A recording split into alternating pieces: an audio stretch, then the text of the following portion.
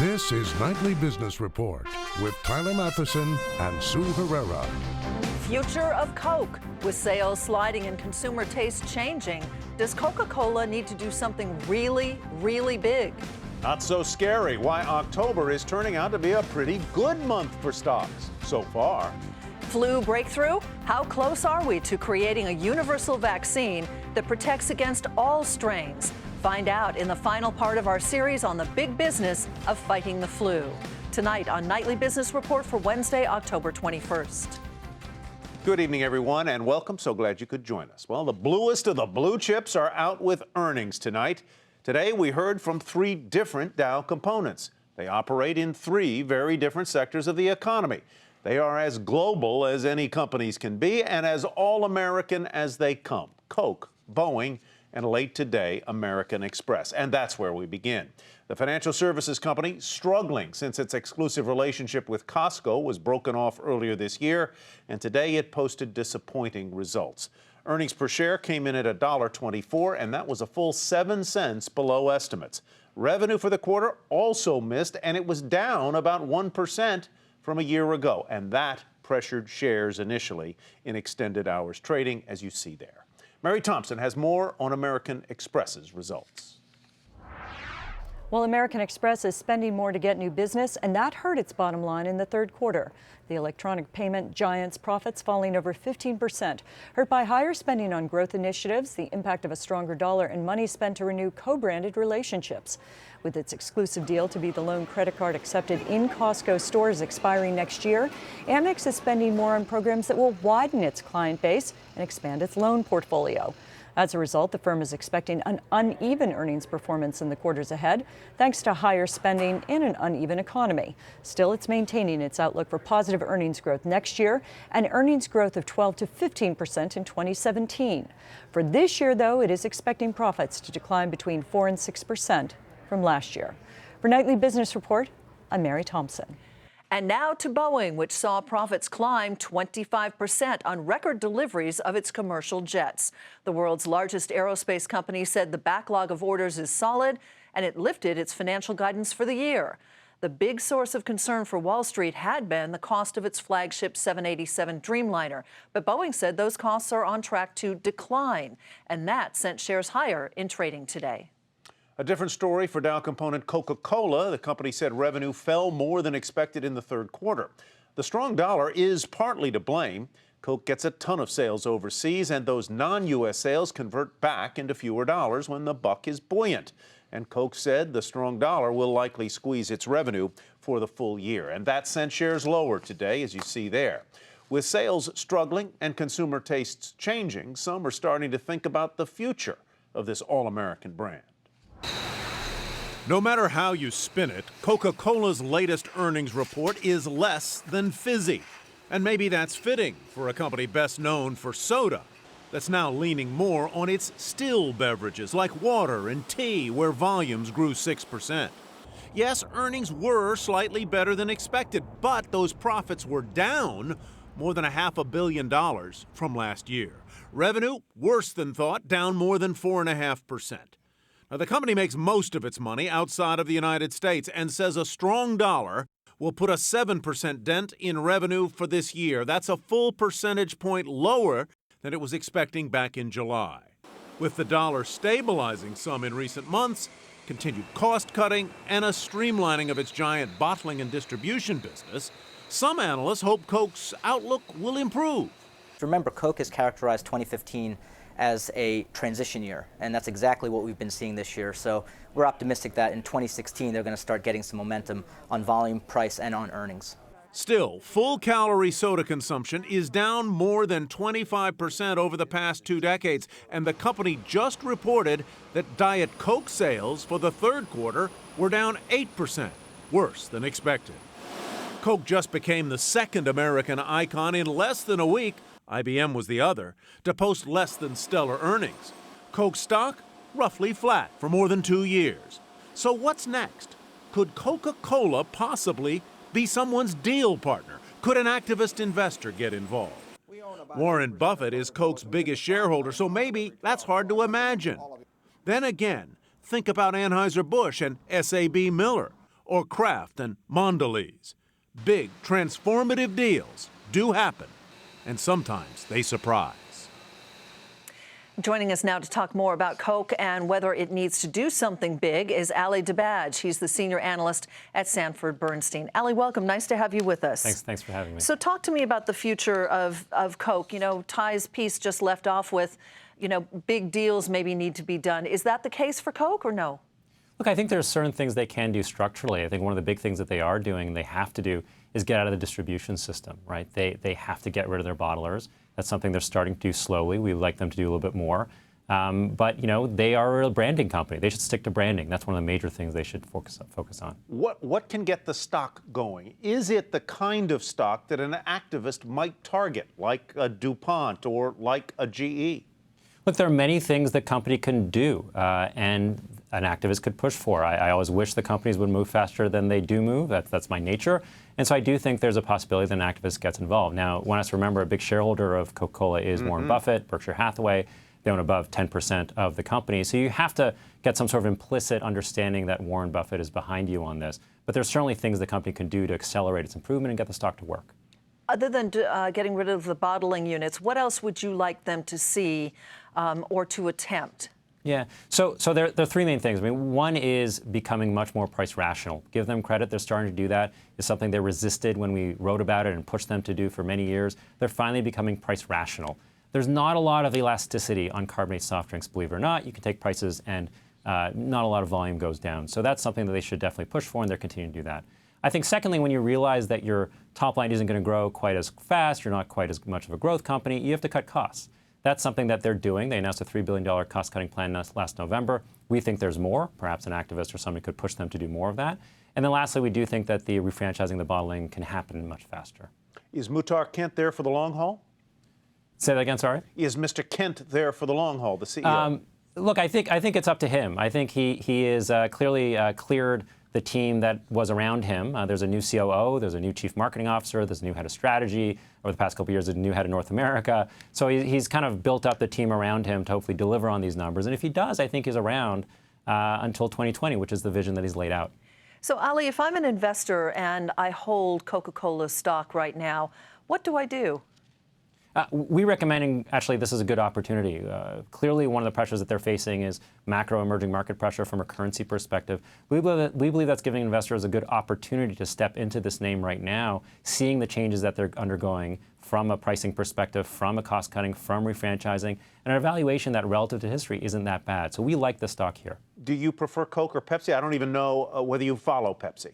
We do follow Pepsi very closely. Coke took over Pepsi as our #1 pick, really because Pepsi has kind of laid the groundwork of what should you see from one of these companies. Cutting costs, taking pricing, doing things in a world where it's a little bit more difficult, taking tough decisions.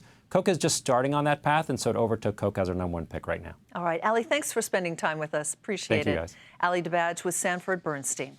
A record quarter for former Dow component General Motors. Strong demand for trucks and improved profit margins in China helped GM top earnings forecast. The automaker said cost cuts and improved sales in North America offset costs related to recalls. A strong truck market, a strong SUV market is helping. But I think also it's our view and our continued focus on driving cost efficiencies. And if you look at the material performance and the cost efficiency that we had in the third quarter, overall about $700 million, a lot of that accrued to North America. So I think it's seizing the opportunities from a market standpoint, but also continuing to drive efficiency in the business. Europe and South America remain trouble spots for the company, but investors shook that off and sent the stock up nearly 6% today.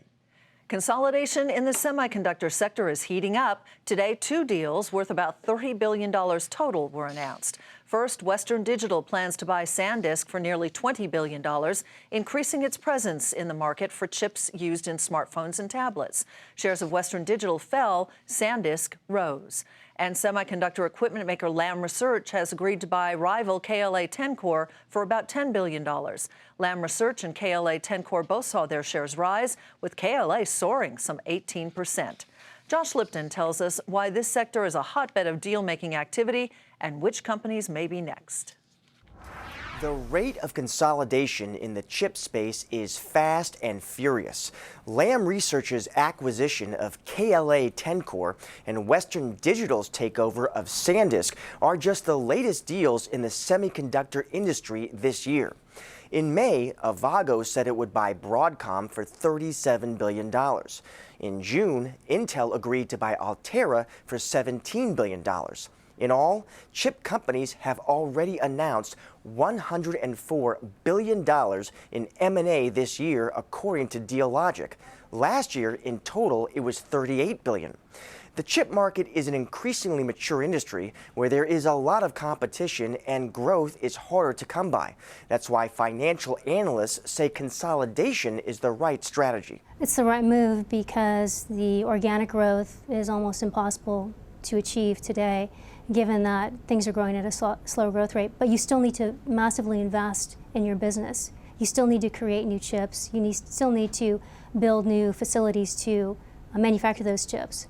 For investors, one question is this: which are the next acquisition targets? The team at B. Riley highlights 3 names to watch: Integrated Device Technology, Intersil, and Cavium, companies that they argue all boast valuable technologies and competitive moats. Van Hees says this trend of consolidation will continue in the chip sector. The big players like Intel and Texas Instruments, she says, need to get bigger, while smaller companies will find it increasingly tough to compete on their own. For Nightly Business Report, I'm Josh Lipton in San Francisco.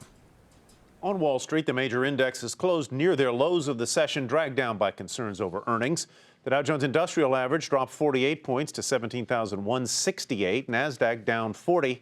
S&P 500 dipped 11. And despite the pullback today, stocks have moved higher in October so far. Look at those numbers. Gains of roughly 5%. Seema Modi tells us why this month is bucking the historic downtrend for stocks.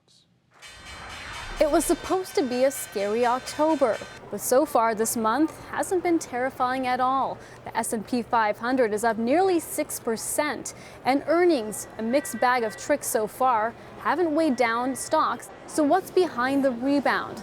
Thank the Fed and China. That uncertainty about the Fed has been pushed off until next year. Like it or not, I don't, but that's the case. And the other is China, and the economic data out of China has stabilized. Another crucial part of this market's rally is oil, holding above $40 a barrel. It's helping energy stocks outperform, and so far, energy is the best performing sector this month. But the big question mark hanging over markets is just how they'll react through the rest of their earnings season. Any stability in oil prices is going to be very supportive for an index that has been plagued by persistent declines in that commodity price over more than a year now. Showing growth of little more than 4% so far, earnings have been underwhelming.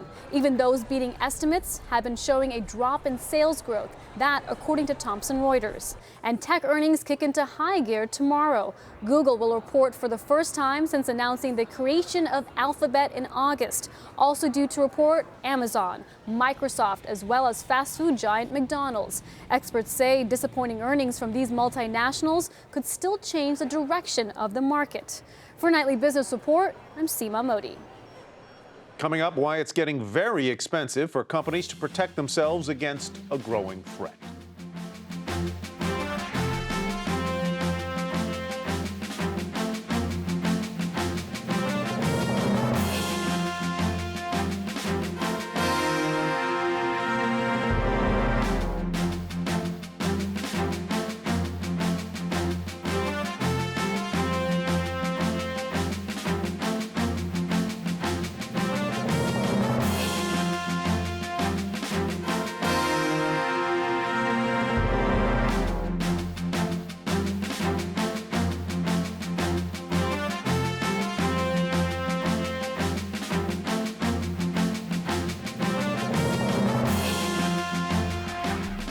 Shares of Ferrari got off to a racing start. The luxury sports car maker began trading on the New York Stock Exchange after pricing its IPO near the top end of the range. Ferrari chairman and Fiat Chrysler chairman Sergio Marchionne was pleased with the strong demand for the offering and discussed how he can grow demand for his cars. We need to grow the demand side before we try and supply it, and it really destroy the exclusivity of the brand. It's a very careful walk and a very, very tight relationship between us and the dealer body. Shares of Ferrari rose more than 5%. Bob Pisani tells us why this IPO is different from some of the others we've seen recently. By all accounts, it was a very respectable IPO for Ferrari, and here it is right here. But it has nothing to do with the recent IPO market. Ferrari's an anomaly, a very unusual IPO. In the last 4 weeks, there's been 14 IPOs, according to Renaissance Capital. Of those 14, only 2 priced within the expected range. Not a single one priced above the price talk. On average, those 14 have priced 22% below the midpoint of the price talk. That's a big decline. But this has been good news for investors because those that have been priced have been doing better. It's buy low, sell high, after all. The average IPO that has gone public in the past month is up about 11%. So why is Ferrari a special case? It goes to what matters with IPO pricings. First is the sector, the luxury lifestyle sector. Big names like Ferragamo and Burberry have stock multiples and margins higher than the general market. But the most important factor is the uniqueness of the Ferrari product. Ferrari oozes sex appeal, and the company has a very close relationship with its customers, including owners' clubs. That breeds a lot of loyalty and goodwill. The question now is whether they can expand production and maintain that goodwill and the healthy profit margins. For Nightly Business Report, I'm Bob Pisani at the New York Stock Exchange. eBay tops earnings expectations. The stock takes off initially in after-hours trading, and that is where we begin tonight's market focus. The quarterly results were the first for the company since it spun off its PayPal unit. eBay's marketplace businesses performed well, merchandise volume climbed, and its active buyer base grew. Shares climbed initially after the report. In the regular session, they were lower slightly at $24.21. Texas Instruments saw another quarter of growth in its core business unit. This comes as overall revenue for the company declined because of weak demand. Shares rose initially on the report, but closed the regular session 1% lower at $51.90. Tupperware brands reported better than expected quarterlies, profit and sales. The food container maker was helped by strong results in emerging markets like Brazil, China, and Indonesia. Shares rose more than 8% to $59.81. And the biotech company Biogen says it will cut about 11% of its workforce. The cuts are part of a company-wide restructuring to save about $250 million a year. Biogen also reported third-quarter results that topped expectations, and that news sent shares up nearly 4% to $276.34. St. Jude Medical lowering its full-year earnings guidance. The company says the strong dollar will continue to have an impact on sales. It also blamed the weak outlook in part to a delay in approval for a new pacemaker device. Shares of the device maker fell nearly 9% to $62.30. And consumer review site Angie's List reported a rare quarterly profit, its first profitable third quarter ever. But the company also lowered its full-year guidance and cited a one-time expense associated with finding a new CEO. Shares of this small-cap stock rose more than 11% to $6.94. IT management company SolarWinds is selling itself to 2 private equity firms. That transaction has already been approved by the company's board, and it is expected to be completed in early 2016. Shares of the company surging 16% to $58.31. And late today, Visa's board approved a 17% hike in the company's dividend to 14 cents a share. The dividend will be paid December 1st to shareholders of record on November 13th. Visa shares rose slightly initially, and after hours trading, it closed down 1% in the regular session to $75.46. Well, companies want to protect themselves from a growing threat, cyber attacks. And to do that, according to a new report, they snapped up cyber insurance in the first half of the year. And it didn't come cheap. Mary Thompson has our story. With cyber theft on the rise, so too is demand for cyber insurance. Insurance broker Marsh saying in the first half of this year, the number of its U.S.-based clients buying this protection increased by a hefty 32%, a trend Marsh's Bob Parisi sees no signs of slowing. I would expect it to increase even more next year. In its benchmarking trends report, Marsh cites a now familiar reason for the increase, an increase in cyber attacks. Along with new clients, the report says many of Marsh's existing customers increased their limits on existing coverage even as pricing increased, especially in industries like retail that have been recent targets of cyber thieves.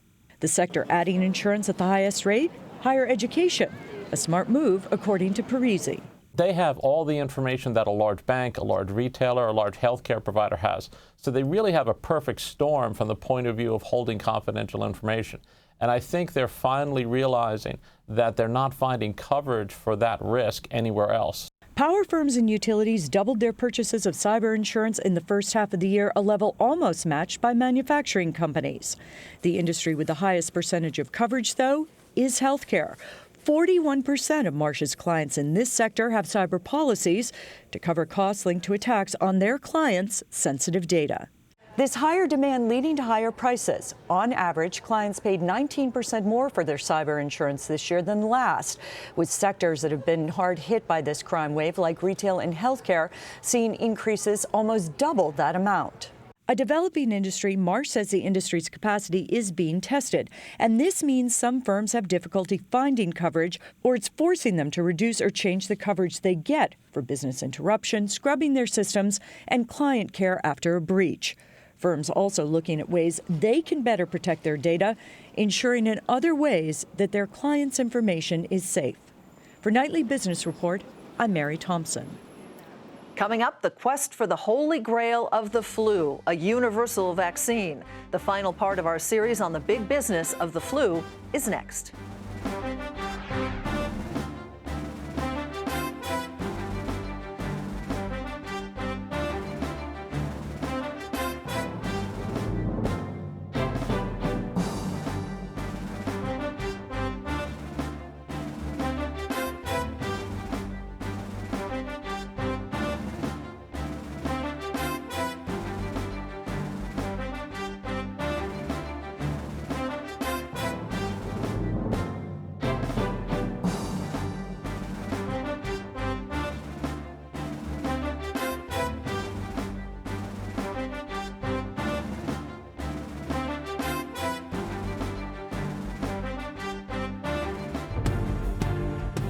Here's a look at what to watch tomorrow. Another big day for earnings. The Dow Components, 3M, Caterpillar, McDonald's, and Microsoft are due out. On the tech front, we will hear from Amazon.com and the Google parent, Alphabet. Economic data include existing home sales and jobless claims, and that is what to watch tomorrow. ESPN to lay off about 300 employees. The Disney-owned network is cutting jobs as part of an organizational change. The network is facing rising programming costs, slowing growth, and it's also under pressure from viewers who are migrating online. A very rough day for shares of Valeant, the pharmaceutical company, which has been at the center of the drug pricing debate, saw its shares plunge after an influential short seller accused the company of inflating its revenue by creating phantom sales. Serious charge. Valeant says it denies categorically the allegation. Shares fell as much as 40% midday, but they did climb back a bit to close about 19% lower. Shares of health insurers fell today after Democratic presidential candidate Hillary Clinton said she had, quote, serious concerns, end quote, about Aetna's plan to acquire Humana and Anthem's bid to buy Cigna. In a statement, she said she would like to see the multi-billion-dollar deals be closely reviewed by regulators and that she's skeptical the mergers would be good for consumers. Many are attributing those comments to the decline today in those shares. Well, roll up your sleeves, folks. It's time to get your flu shot. But even if you have already gotten it or plan to get it soon, you will not be protected against all the different mutations of the virus. In the final part of our series, Meg Terrell looks at the cutting-edge work being done to create a vaccine that protects against all the strains of the flu. Scientists call it the holy grail of flu. The quest for a universal flu vaccine has been decades in the making. Why aren't we there yet? The flu virus is tricky, possessing an ability to evade the immune system like few others. Influenza is a very interesting virus that has the ability and frequently changes a bit from year to year. Not dramatically, but just enough to make the vaccine that you may have had the previous year not the perfect fit. Researchers call that drifting of the virus, and it's what made last year's vaccine so much less effective. Now, public health officials make an educated guess every year about which strains will be in heaviest circulation during flu season. A universal vaccine, they say, would make that unnecessary. And recent research suggests we may be getting closer. The flu virus has proteins on its surface shaped like a bulb with a stem. The bulb is the part that the immune system recognizes, but it's also the part that can change from season to season. The new approach is to focus on the stem, which doesn't change as much, explains Dr. Anthony Fauci, director of the National Institute of Allergy and Infectious Diseases. If we can successfully induce a response against that stem part of that protein, we're going to be very close to developing a universal flu vaccine. So what would that mean for the business of flu shot makers? It's an estimated $4 billion global market annually. Both Sanofi Pasteur and GlaxoSmithKline are among those working on universal vaccines. Sanofi says the most likely near-term product will be a broader spectrum vaccine. And GlaxoSmithKline points out that market opportunity is one any vaccine maker would want. The first company that will make a super seasonal or universal flu vaccine will make a fortune because they will take the broadest market share in a market that's highly commoditized and charge appropriately a premium for such a better vaccine and impact public health in a very positive way. We're investing a lot to have that. Dr. Fauci of the NIH says a universal vaccine may be 5 to 10 years away. For Nightly Business Report, I'm Meg Terrell. I'm a little chilled. To read more about the big business of the flu, head to our website, nbr.com. Get your shot. I just don't like the close-ups of the vaccines. That does it for us tonight. Thanks for joining us. I'm Sue Herrera. And thanks for me as well. I'm Tyler Mathisen. We'll see you back here tomorrow night.